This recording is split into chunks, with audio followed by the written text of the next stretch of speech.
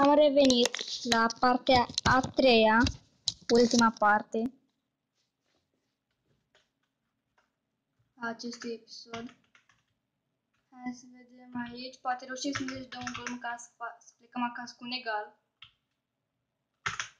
Chiricheș, Marica, Stancu, gol! România egalează! Gol spectaculos al lui Torje. Torje a fost cu numărul 20, cred că e Torje. România reintră în joc în minutul 87. Aici, corner pentru irlandezi. Este Rușanu.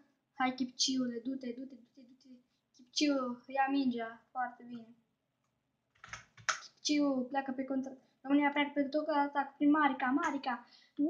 Acolo ruptură liberă și o fază foarte importantă. Să vedem. Îi dă un cartonaj, un roșu, ceva. Galben.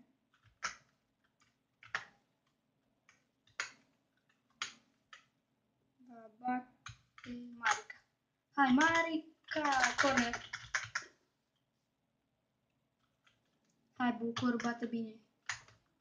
Hai, pas către Torje. La Tovlevici. Pe lângă poartă, la Tovlevici.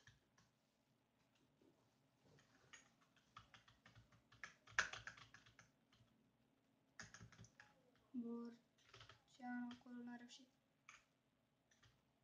Hai, Borceanu face pressing. Și aici, nu! Irlandezii reintră în avantaj în minutul 90 prin Morrison.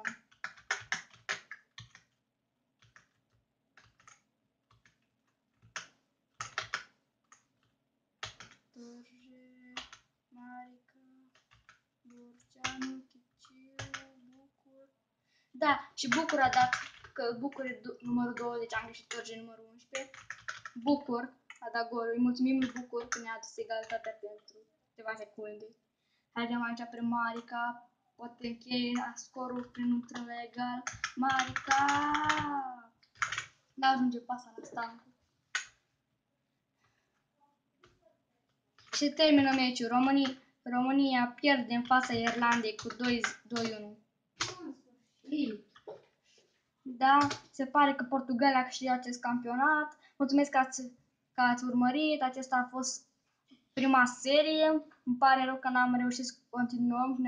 Oricum n-am reușit. Și la revedere. Pa, pa!